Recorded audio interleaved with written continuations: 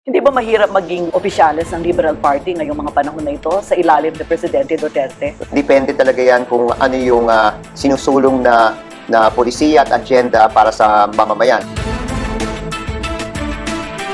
Tama mo bang sabihin natin na meron po tayong land dispute na pinag-uusapan, Mayor? Sasabi po natin may nagkakaroon po ng overlapping. Alam mo ba itong malaking game plan na ito? Ang pinaka-point ng lahat ay concentration of power. So kaya nyo ipag-iwalay ang issues at saka yung personal? Kaya. Talaga? Kaya. Nasa tao yan. Nasa leader yan.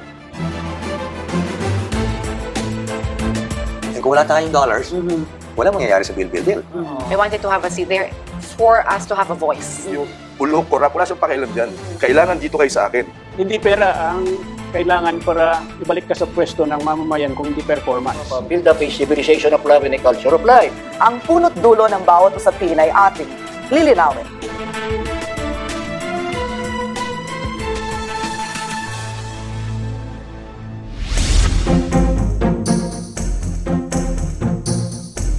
Mga aktibong personalidad sa ating komunidad, mapapribado man o opisyal ng pamahalaan. Dito bibigyang linaw ang mga kwentong nais malaman ng ating mga kababayan. Sa ngalan ng katotohanan, tayo na mag-one-on-one kasamang isa sa mga pinakakontrobersyal na alkalde sa lalawigan ng Pampanga.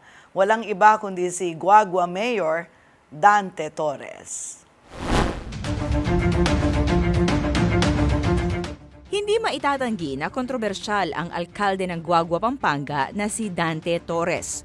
Sa loob kasi ng kanyang 2 termino, 3 beses pinatawan ng suspensyon si Torres bunsod ng magkakaibang kaso na inihain umano ng kanyang mga kalaban sa politika.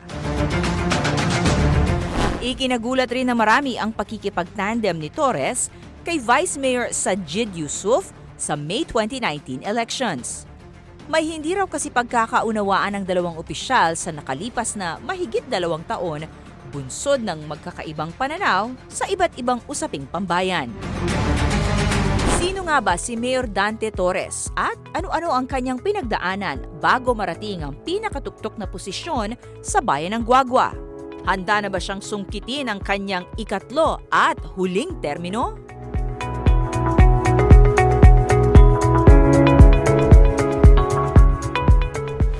Welcome to So to Speak, Mayor. Thank you, tita.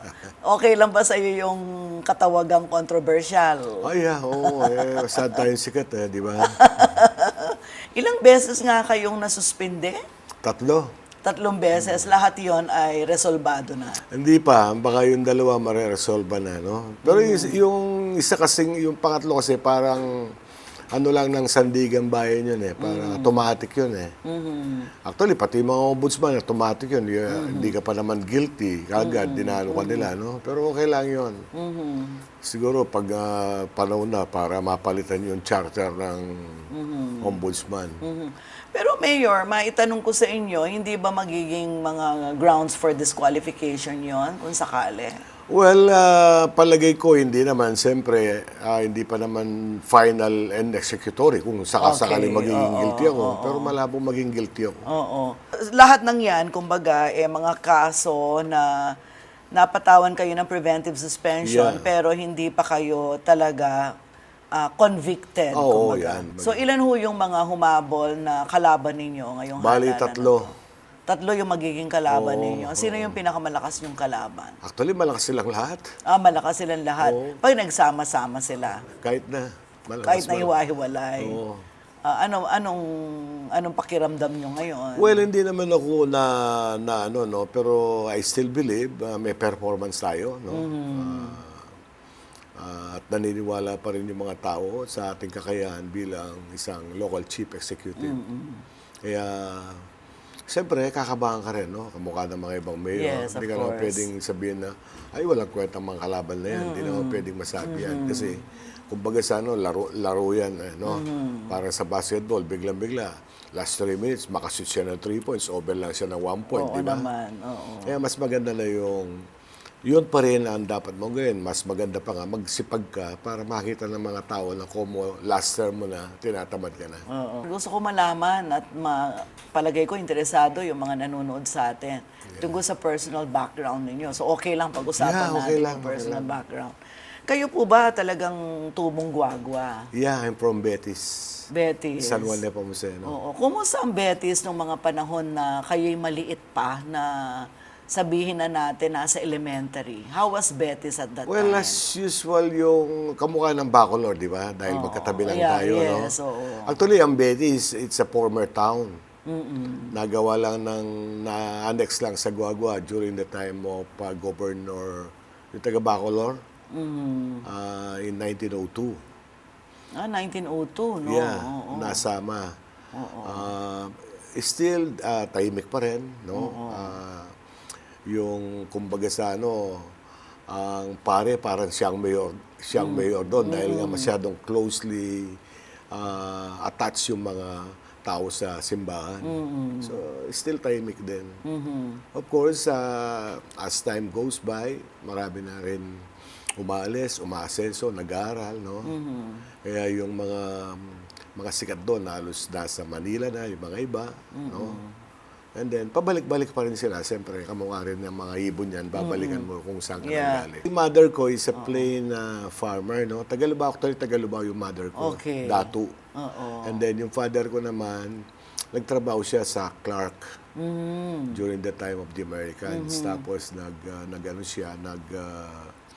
nag-retire. Kami naman, marunong din kami sa carpentry dahil pag bakasyon, sumasama kami sa mga maestro de obra, yung magagaling na carpenter. Ilan ba kayo magkakapatid? Actually, 3 lang kami. Panganay kayo, bunso? No, yung panganay, gitna. abogado yung panganay. Okay, anong pangalan nitong Attorney Orlando Torres. Okay. So, patay na siya. Tapos yung kapatid kong babae, teacher naman siya. And then ako ang bunso. 3 lang kayo magkakapatid. bunso kayo. Oo. Kumusta yung mga magulang nyo naman? Patay na sila. Pumanaw Oo, na, oo. okay. Matagal na silang patay. Oo.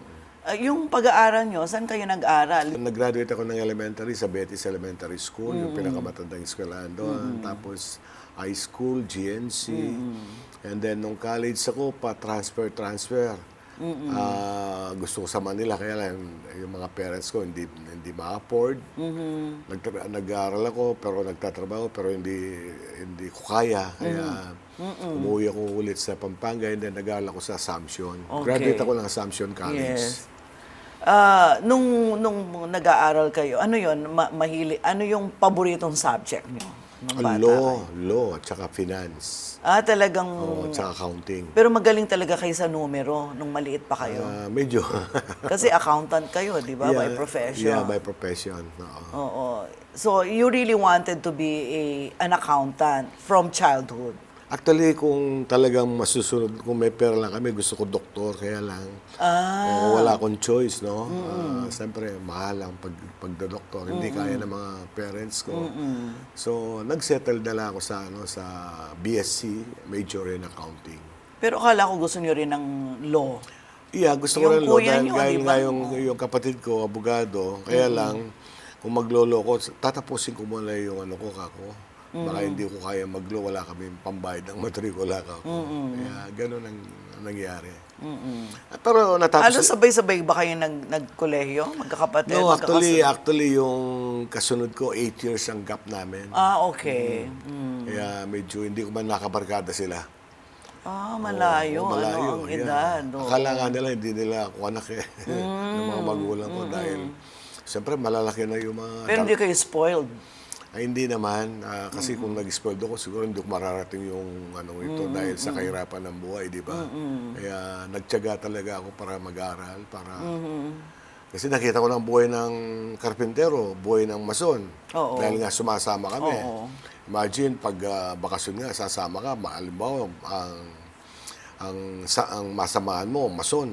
Oo. Isang bag na supot ng semento, kung minsan hindi ko dito ko nilalagay. Oo. Magkano bayad sa inyo noon nung patulong-tulong kayo sa 3 mga... pesos a day. 3 pesos a day? Teka muna, anong taon naman yun? Yung elementary, siguro, high school, mga 1970. 3 Ay. Naman, 3 pesos a day. Oo, kasi ba magkano lang naman ng ano noon, ng minimum wage? Magkano nun? 10 yata, di ba? O baka 8 lang. Noong 1970s? Oh, something like that. Oo. Kaya lang kami sumasama noon para nga meron kang maipon and at the same time gusto namin makita ang Manila. Para at least lang makatulong ka sa mga parents mo, uwi ka, meron kang pera, di ba? Pero usually doon, sumasama lang kami dahil nga gusto namin din makahipon ng konti. Talagang kailangan mong gawin yon dahil nga sa hindi naman masyado kaming mahirap sa buhay. Pero ayaw ko kasing palaging nakadepende sa mga parents mo. Maganda naman nangyari. That's why even in my position as mayor, para bang nakikita ko palagi yung vulnerable. Pag lumapit sa akin ang vulnerable, kagad, napipil ko na kagad. Dahil yun ang pinagdaanan o nyo. yung kalagayan nila. Oo. Kaya ganon. Bukasyon nyo ba yung public service sa palagay ninyo?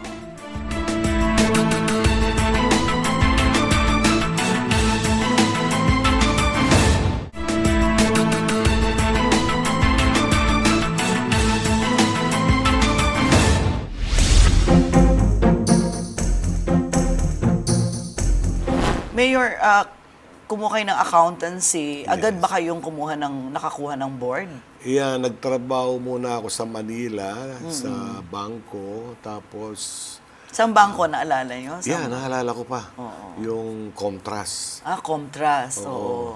Doon ako pumasa nung nasa Comtrust na ako. Napakaganda ang ano noon kasi gusto ko sa bangko dahil malinis yung taga-bangko, di ba? Nakabarong. Tapos pag mag-manager ka, meron kang kotse. Yung bang pinapangarap ko, simpleng buhay. Kaya lang biglang-bigla, nasa accounting controllers ako. CPA na ako noon. For OJT na kami sa Bisor. Oo. Ito na. Ano, one take lang sa inyo ang board? Oo. Ito na siguro ang pagkakataon ko, kako. Oo. At sa buong panahon na yan, sa Betis kayo nakatira? Sa Betis, San Juanico. Oo. Pati yung napangasawa nyo, taga Betis? Hindi, taga Minalin. Taga Minalin. Magkwento nga kayo, paano nyo nakilala si Mrs. Torres? Taga Minalin si Mrs. Torres. Okay. So, ilan ang naging anak ninyo? 2. Kumusta yung mga bata? Well, yan, alos na silang pareho nasa abroad. Pareho nasa UK. I see. Yung bunso ko, pharmacist, doon, nauna sa UK. Oo. Tapos yung panganay ko naman, lalaki, dati sa Toyota Motors siya, yung asawa niya nasa bangko. Pumasa yung asawa niya sa exam. Pinapili siya kung Singapore o UK. Sabi ko, kung for good, maganda na sa UK. Kung OFW, maganda na sa mga ilang taon na silang nasa UK? Actually, yung panganay ko siguro mag-1 taon, pero yung... Naunang nagpunta? Yung babae, siguro mga 3 taon na. Yeah, okay na. Nakakauwi ba sila sa Pilipinas? Oo, hindi ba? nung unang eleksyon, umuwi yung babae. Tapos, yung lalaki, kalis-alis lang naman eh. Okay na sila doon. Wala na akong niintindi. Kaya nga sa buhay ko, parang okay na rin ako na wala ka naman paglalaanan. Oo. Sila, siguro darating ang panahon, baka hindi man sila uuwi. Oo nga eh. Di ba? Baka doon na maninirahan, Yes, magpupundar ng kabuhayan at siyempre pamilya. Kaya focus talaga ako sa aking career as public servant. Bukasyon nyo ba yung public service sa palagay ninyo? Alam mo kasi magmula nung nakapag-ano ko sa simbahan, no? Religyoso nga pala kayo. Yeah, pumasok ko sa simbahan as a Paris Finance Council President. Nagkataon yung pari namin, pangmasa rin, si Among Emil. So, para ba naituro na yan, kuya, sabi niya, yan, ang mga unchurchy, yan ang tulungan natin. Yung mga kawawa, sabi niya. Yan, pag pinakaya mo yan, tapos na, tapos hindi Hindi nila makakalimutan nila yan. Sabi niya, yun ang itaas natin ng antas ng kanilang pamumuhay. Na hindi lang sila. So doon ako na nahasa. And then of course, pinasukan ko ang politiko. Noong una, pumasok na ako kaya lang, meron lang ako sinasamahan, nakakaya lang sa kanya. Pero this time, talagang naging serious ako dahil nakita ko na talaga yung paano mo matutulungan yung mga mamamayan at paano ka makakatulong sa gobyerno na malesen ng korupsyon. Kaya yun ang Mga anong taon kayo nagsimula na... It was in 2010 kasi nga masyado na akong parang hindi na ako nasisiyahan sa practice ko.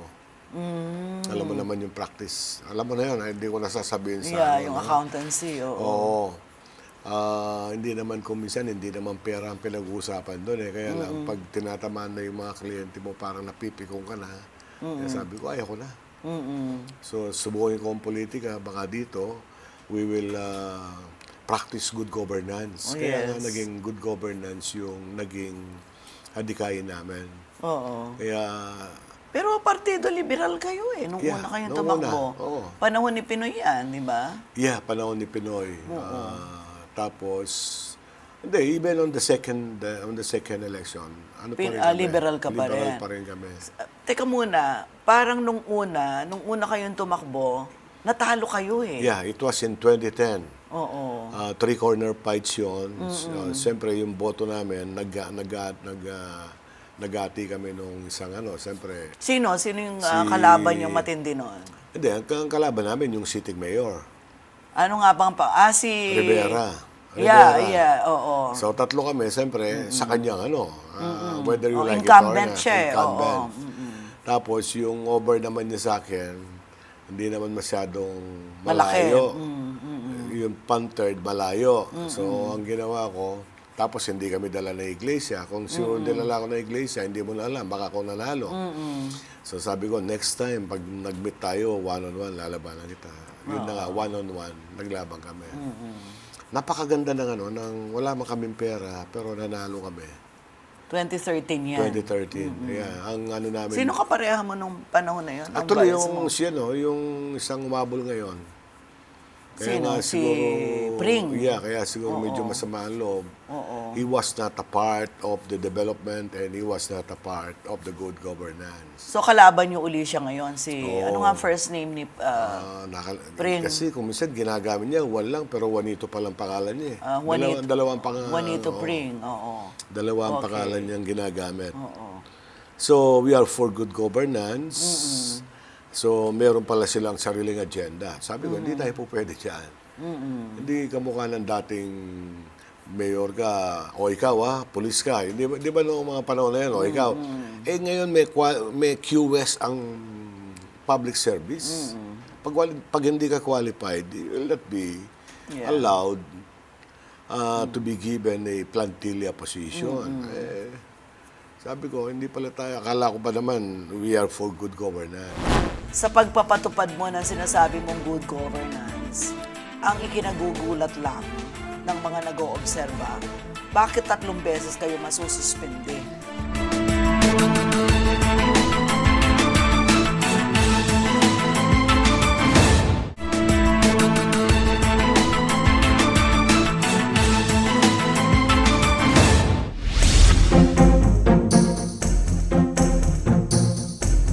You ran under the Liberal Party and won against the Kambilan sila noon Kambilan, si Mayor Rivera at the time. Third termer ba siya noon? Yeah, pang third term na niya. Okay. So, tinalo niyo siya sa pangatlong termino niya dapat. Okay. At ang inyong plataforma ay good governance. Good governance. Sa tingin niyo, noong mga panahon na yun, yun yung pinakamahalaga na usapin, nakaharap. Kasi talagang naghanap na yung mga tao na malinis, efficient, corruption-free governance. So doon kami nag-angkla, kaya nga yung namin, Team LP.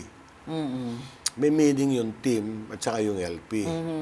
So ang letter T ko is transparency, which is one of the important ingredient of Good governance. That's true. And then letter E, which means efficiency. Siyempre, nag-aaral tayo, sanay tayo Yes, sa of course. And then accountability.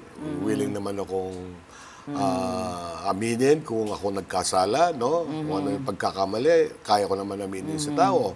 And then yung M means moral integrity. Ibig sabihin, wala kang bahid na kontrobersya. And then the LP is liberal participation. Kasi para bang during the time, ina-idolize ko si Tango Ka, no? Yung local development council niya, which is called yung multi-sectoral governance. Council, that's right. So yun ang naging ko, lalakihin ko yung local development council para may full transparency. So At people's participation. Oo, hindi lang yung mga kaibigan mo o yung kakampi mo lang ang nakaupo sa local development council. Dapat may mga kalabang ka rin para Yes. sila mga devil's advocate.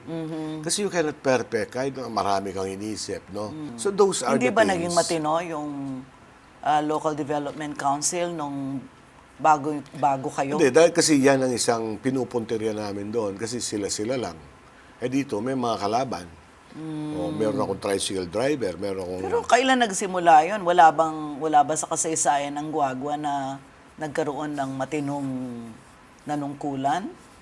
Well, during the time of Mayor Santiago, straight. Kaya nga, ang ko rin, si Mayor Santiago, kinuha ko yung pagkakamalinis niya, and then, yung iba naman gimmick ko, technology, yung sarili ko. Kaya nga, I was... So you also drew inspiration from Mayor Santiago? Yeah, yun nga ang kalinisan niya. Yun ang inaano ko na, halimbawa, sarili mo ng mga kamag-anak, nahihirapan din sila. Hindi ko sila papasukin sa gobyerno na humingi ng financial assistance. Sarili ko lang yun. Para wala silang masabi yung mga Okay. Ang dami ko rin nahihirapan ng mga pamangkin na kuminsan walang pamatrikulo yung mga anak nila. Pero sinasarili ko, hindi ko pinapasok sa munisipyo. Kasi kahit na pwede silang pumasok, para bang sa natin, ano tawag nila doon? Magkakaroon ng nepotismo. Hindi lang yung nepotismo para bang konsensya mo para hindi mo matanggap-tanggap. Yeah. Di ba? Kasi wala mo tinakasisipitan. Yeah, di ba? Kaya ganun ang style ng governance ko. Napakaganda naman at least. Napatupad mo ba? Yes.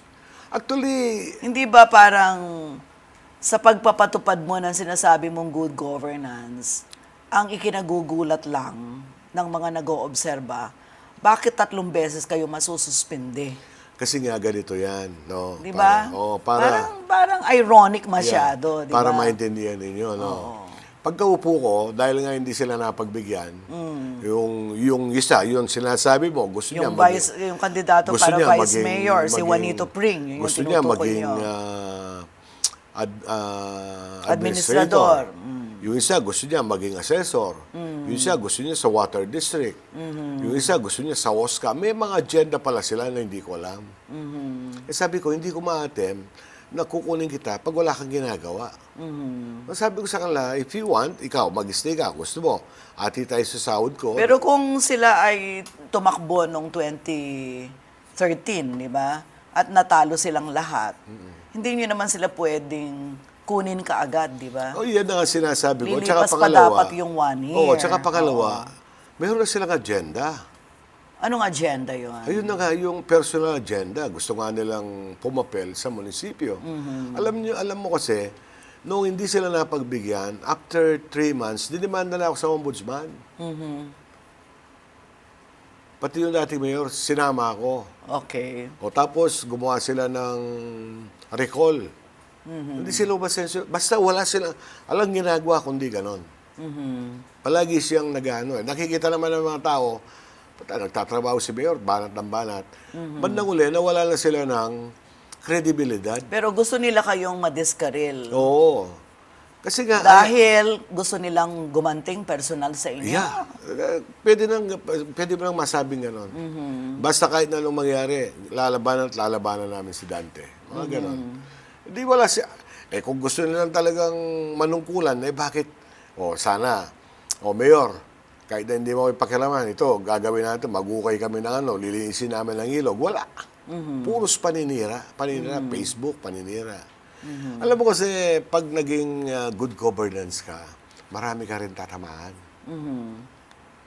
O, yun ang Ilan ang botante ng Guagua, Mayor? Siguro ngayon magsi-60 na, no? 60,000. Plus, gano'n. Ang populasyon ay nasa...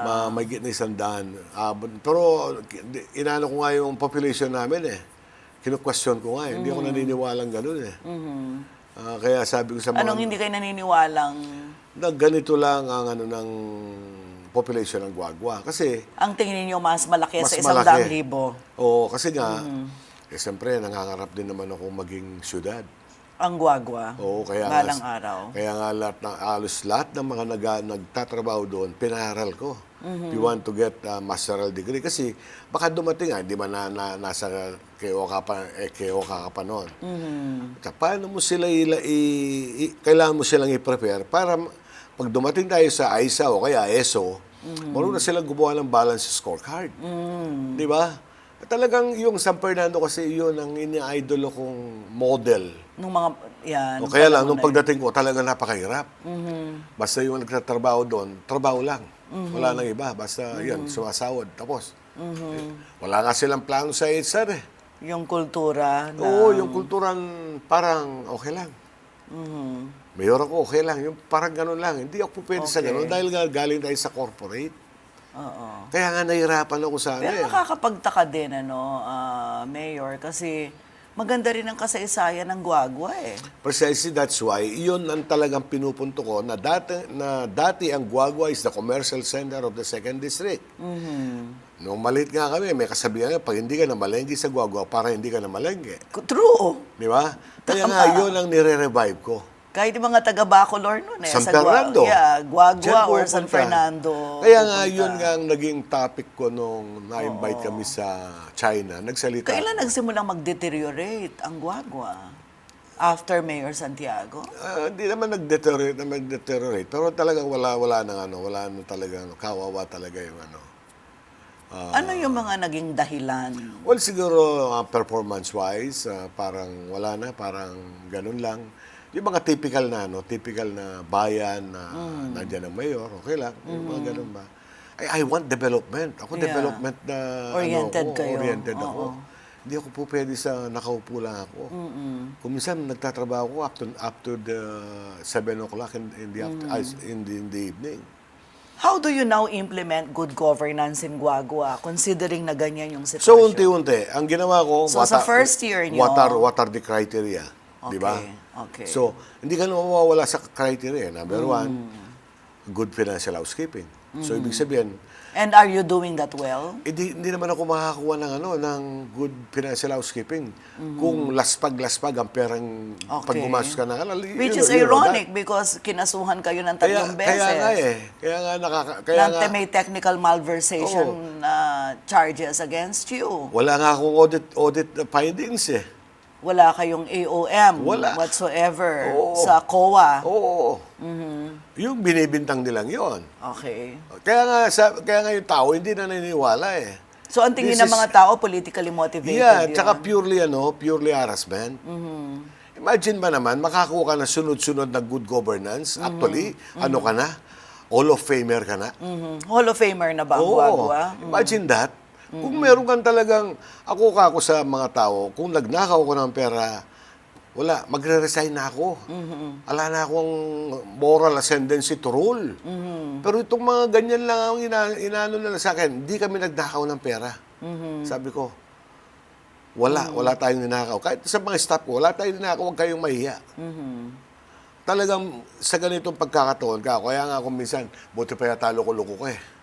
Kasi look, pag good governance ka, gusto mo walang tongits. Yung walang tong. Yeah, walang tongpats. Pagdating ko, mga traffic enforcer, lahat ng mga magtotong dyan, alisin lahat. Magagal na sa akin yan. Of course. Di ba? Yung mga nagtitinda sa munisipyo pag Christmas, meron din palang umawak doon. Tinanggal ko. Yan. Sindikato. Nagkampi-kampi sila. May kanya-kanya silang agenda. And then, to find out, na ano sila, yung kanilang talagang motive nila. Noon, the last time na preventive suspension ako ng Sandigan Bayan, sila na ang umakyat. Sila na ang nagdidikta sa akin, sa Vice Mayor. Hindi lumitaw yung ano nila. Sino yung, Vice Mayor ang tinutukoy niyo? Si Vice Mayor ko ngayon. Ano pangalan? Magkakampi na kami, Sajid. Sajid. Oo. Bandang uli, yun palang ang pakay nila. Itong kalaban nyo na si Vice Mayor Sajid, kakampi nyo na ngayon. Kakampi ko na ngayon. Anong ginawa ninyo?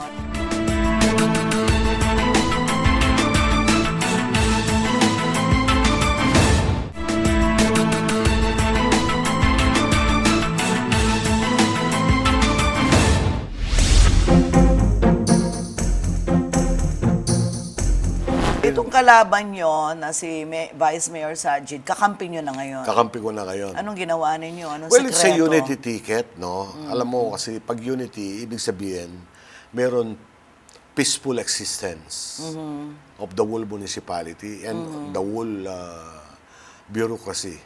Di ba? And then, when there is peace, there is development. I want to continue development. Ayaw kong ugutin akong ganon. Kaya yun ang pag-isip ko. Pero, siyempre may compact kayo. Yeah. May mga agreements kayong inabot para... Actually, ang agreement namin is, yun na, let us forget, let us bury the hatchet. Kaya alam mo naman, kasama sa paggugobyerno ko yung kababaan ng loob. Okay. Kahit nakalabang kita, when I see you doing your job very well, halika pare, okay ka, ganito ang gawin mo pa, dagdagan natin ang ano mo. Hindi ako tipong bengatibo. Oo. Kaya yun siguro ang isang nakikita ng mga tao, si Mayon, di man kumikibo. Pero nagtatrabaho siya. Pine-Facebook ko, marami daw akong SUV. Sila rin, naninira din. Siyam daw ang SUV ko. Meron daw akong bahay sa Angeles. Tapos, naka-Facebook nung mga kaibigan natin, yung bahay mo, nasa likuran ni Mayor Ed Pam. Puntahan mo, kunin mo na. Sabi na, nagpunta nga ako, tinignan ko, yun na nga naka-Facebook. To find out later, meron daw akong binabahay na maganda doon. Tama nga pala. Maganda nga mayari, si Claire Dizon. Tapos yung bahay nandyan. Yung SUV na, 12, hindi siyam. Tapos magkano ang amount ng property? Lote pa lang daw, 100 million na. Sabi mo, sinong kilala mo sa Guagua? Sabi ko sa kanya. Sinabi niya, okay, hindi na kumikibo. Yun, ang inaano ko, sana kung yung mga panahon na yon ginamit nila sa kabutihan. Baka ngayon lumaban sila, magkakaroon ako ng kakabahan ako, di ba? At least may nagawa. Wala naman sila nagawa except mga manggulo. Gaano kagastos ang labanan sa halalan sa Guagua? Katulad din ba yan sa ibang bayan na talagang bumabaha ng kwarta? Ako ganito, para mabigyan kitang siguro hindi ka maniniwala. Noong first time ko lumabang ko, siguro ang nagas ko mga 800 plus siguro, Wala pang 1 milyon. Wala pa 1 milyon. Alam mong ginagawa ko, umaga, house to house kami, alas 6. Pagdating ng tanghali, kakain kami, tapos uwi ko ng San Fernando dito sa opisina ko. Gagawa ko ng income tax. So, kikita naman ako. Yung mga kliyente, instead na bibigyan ka ng 5,000, bibigyan ka ng 10,000, pandagdag mo pare. So, may gagastusin na naman ako kinabukasan. And then, nag-ano nga yung mga leaders. Mayor, wala ba tayong merienda? Mamaya, meron tayo kako. Naglalakad kami. O yan, bayabas. Kaya nga, ang tawag na nga namin noon, bayabas governance Oo. So, pag may nadaanan kayong puno ng bayabas, na may mga bunga, ihingi kayo, yun na yung merienda nyo. Totoo yan? Oo. Ay, Meron pang ganyan ngayon, Mayor? sa Pangulo area, meron. So talagang ang mga kasamahan ninyo, yung mga supporters ninyo, alam nila wala kayong pera. pera. Hindi, tsaka na-impart ko sa kanila. Hindi nagpapasweldo, hindi humihingi. Na-impart ko sa kanila kasi itong mga leaders namin, siguro by this time, mga may gitna 1,000, pag binayaran ko ito, hindi ko kaya. Lilipat sila sa akin. Lilipat sila sa kabila. Hindi ko man kayang araw-araw, bigyan mo ng pamasahe. So, miniting ko sila by cluster, Sabi ko, ito yung dinadala natin. This is good governance. And kung maniniwala kayo sa good governance, then join me. Pero kung nag-join lang kayo sa akin para lang kaibigan ko kayo, o kaya kaibigan niyo yung isang leader, huwag na kayo sumama. Ganun ka diretso. O gusto ko, maniwala kayo sa pinaglalaban natin. Pag naniwala tayo sa pinaglalaban, tatalunin natin yan. At yakapin nyo yung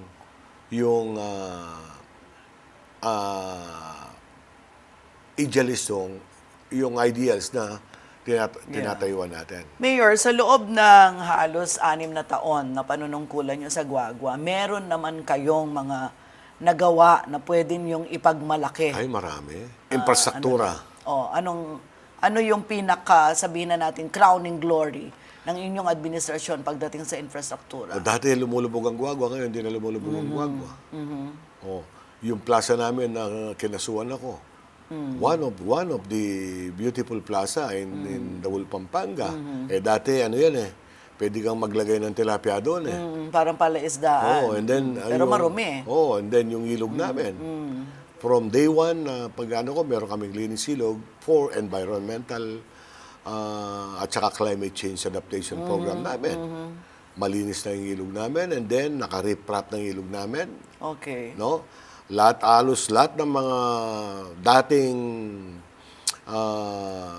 baku-bakong mga barangay road, halos nasisimentuhan na lang.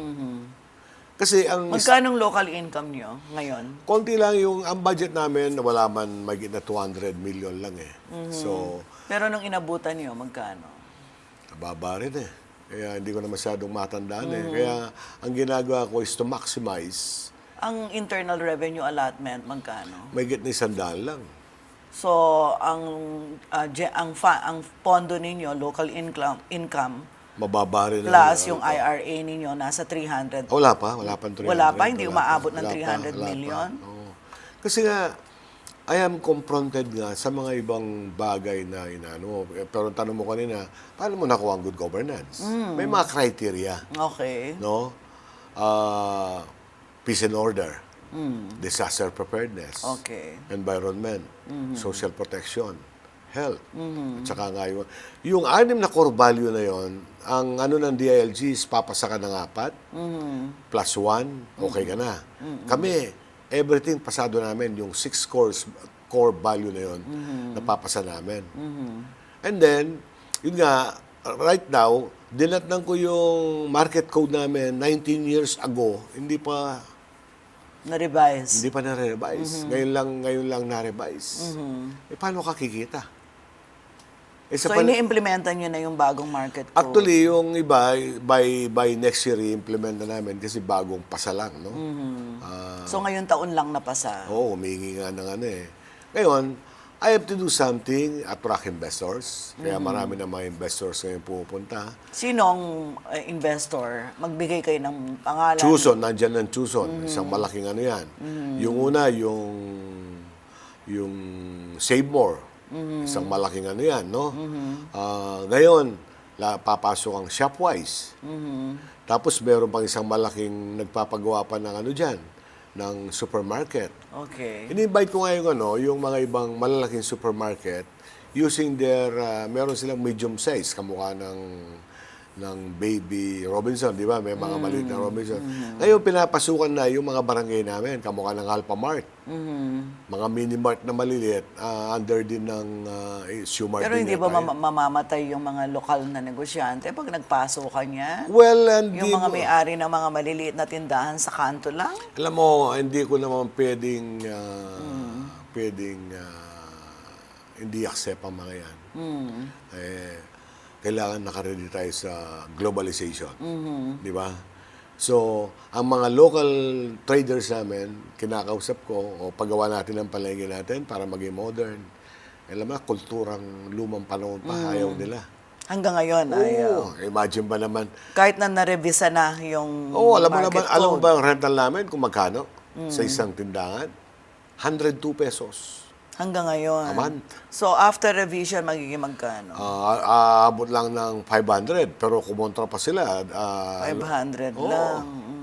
Eh, ang pinaka nga dyan Meron is dyan yung nag-uupa ng 102 tapos pinauupa ng 5,000. 5,000 yung pwesto, Ay, hindi ba? meron. Marami yan. Marami, ginawa lang real estate. Kanya real nga estate maraming business. kokontra sa revision ng market code. Hindi lang yun. Yun din ang ginagawa ng mga kalabang ko. O, labanan natin si Mayor dyan.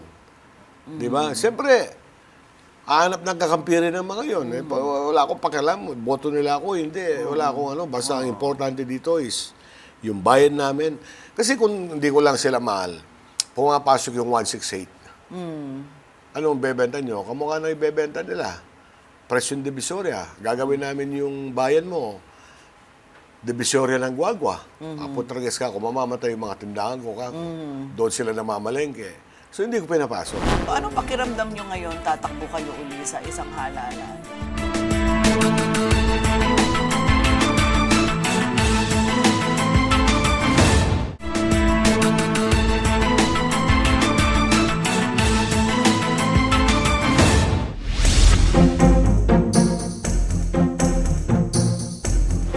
Pag nakabili na sila ng mga property, pwede mo ba silang, hindi kayo pwede, kamo? Hindi po pwede yun. Kaya kailangan dyan, sabi ko, we must be ready for any competition.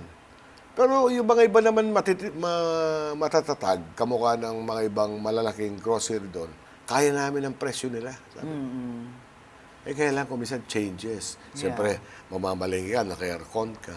Siyempre, doon sila pupunta. Pero ang pinaka, ko dyan talaga, yung fish market ko, yun ang hindi ko pababayaan.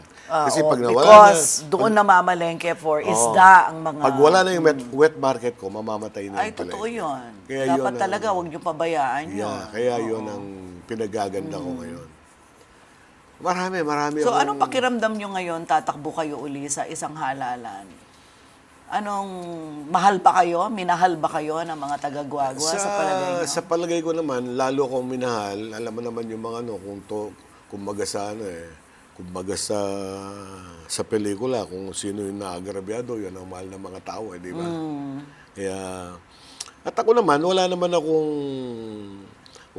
akong siguro nagawang kapalpakan, puros kabutihan, no? Kahit na sunod-sunod na kaso ang kinakaso sa inyo. Yun na, sabi niya, napakatindi mo, sabi niya, bigat mo, sabi. Alam mo kung anong sekreto ko? Yan, Kap. Because I still believe na yung God natin is really a just God. Hindi naman yung, siguro, pinag-isip niya ako mabuti. Papatayin ko ba sila o hindi? Hindi ko sila papatayin. Kasi, pasalamat nga sila, hindi ako loko. Ang dami nag-a-apply, pero hindi, no, sabi ko, wala sa vocabulary ko yun. Kasi, ano lang nila, gusto nila yung pagka-mayor ko, hindi kunin na lang nila, pero yung magkakamatayan kami, hindi po pwede sa akin yun. Hindi ko and even in drug problem, sabi nga sa Epe, walang mamamatay dito sa Guagua. Walang namatay. Well, kasi I still believe, yung buhay ng tao ay mahalaga. Kay kay criminal siya, kay mabuti siya, mahalaga sa akin lang And then, we will correct him kung may pagkakasala. Yun. Akala ko ba, unity, di ba? Kayo Hindi, naman, hindi, okay na yung kayo unity ba namin.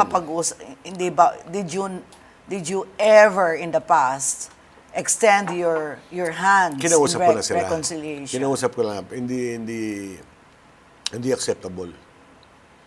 Hindi acceptable sa inyo ang terms na hinihingi. Oo, hindi acceptable. Ano ho yung terms na hinihingi nila? Huwag ko na sasabihin, baka masira sila. Ayaw nyo silang masira kahit na kayo na laging nadedemanda. Oo. Ganun ba? Oo, kasi alam naman ng tao kung anong demand nila.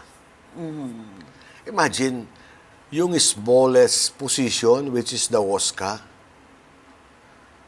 ang pinasasahod ko yung OSCA ko, 750 lang, although mataas dapat. Pati yun, pinag-aksaya nila ng panahon, kinakalaban ako doon.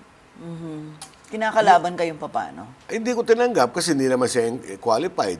Sabi ko, if you want to be an OSCA, dapat presidente ka ng senior citizen sa barangay mo. Association. Ay, hindi naman siya natalo siya. Okay. Tapos mag-apply kita dyan. Nagtema na sa akin yan.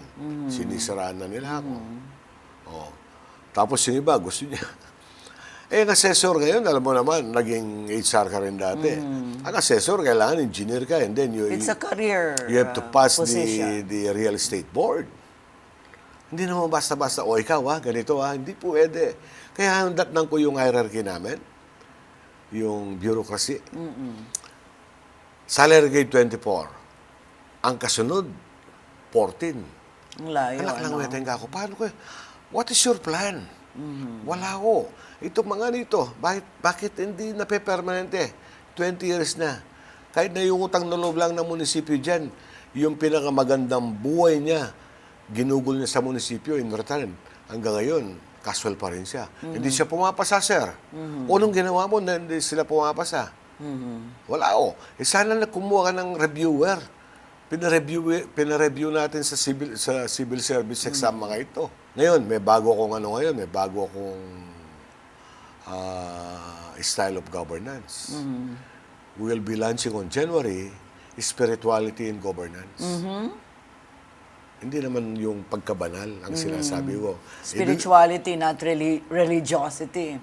Hindi naman, parang inano ko lang yung Ano yung konsepto niyo ng ang konsepto spirituality, ng spirituality in governance? governance, unleash your spirit to its potential.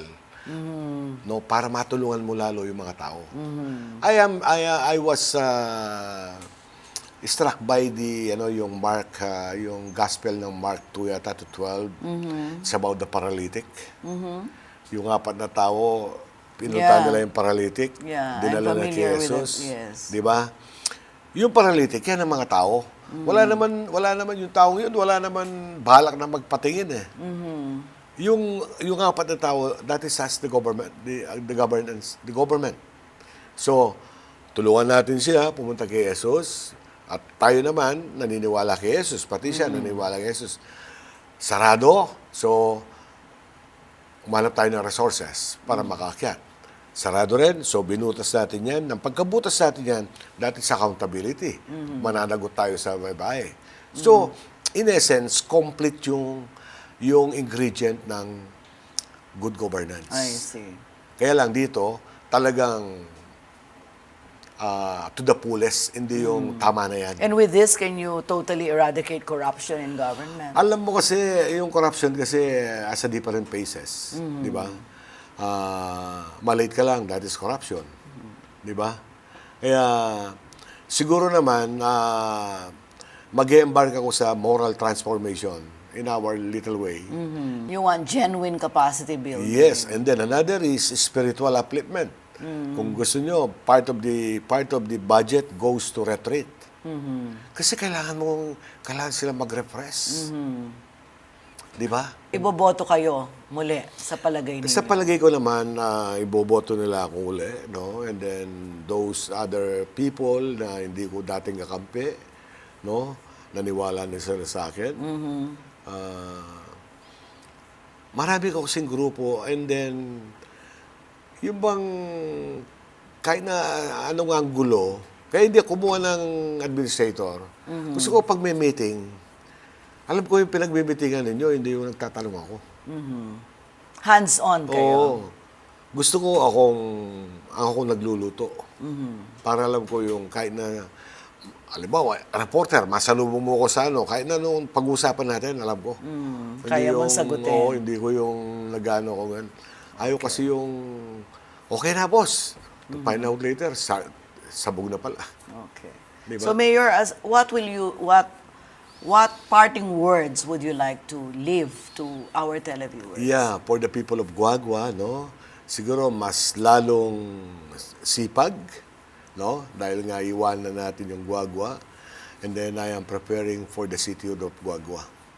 Kaya nga, they will be expecting more development. Marami tayong kinakausap. And then, yung serbisyo, siguro, above par pang gagawin natin. Tapos, yun nga ang pangarap kong ilalapit ko yung munisipyo sa tao. Dahil nga kung minsan, maghapon ako sa munisipyo, parang hindi pa kaya ng oras ko. So, ang gagawin ko yun, siguro after next year, gagawa ko ng municipality on wheels. So, halimbawa, one day, sa isang week, Ganda yan. sa isang week, nasa barangay Ascomo ko. Doon ako, magdadala ko ng doktor, no? Magdadala ko ng ibang, halimbawa, yung assessor, yung mga nagko-complain sa mga... Yeah, so parang may mini kayo. Yes, na lumalakad. Maganda yun. And then, di-decentralize ko rin yung Guagua dahil yung Guagua kasi paaba eh. Kung dito lahat ang central government, kawawa naman mga ito. Kaya nga naglalagay ako ng... Satellite. Meron din sariling bombero, may sariling RHU, may sariling doktor din, para hindi na sila pupunta sa central government. That's a good program. Oo. Kaya yun ang gagawin natin. Para at least pag nangyari na yung hindi na ako mayor, no, hindi na ako naiya umarap sa tao at sa Panginoon. Yeah, good luck, Mayor. Maraming salamat po sa inyo. Dito po nagtatapos ang ating talakayan sa ngalan po ng ating naging bisita na si Mayor Dante Torres. Ako po si Sonia P. Soto, itong So to Speak, kung saan ang punot dulo ng bawat usapin ay ating lilinawin. Maraming salamat po.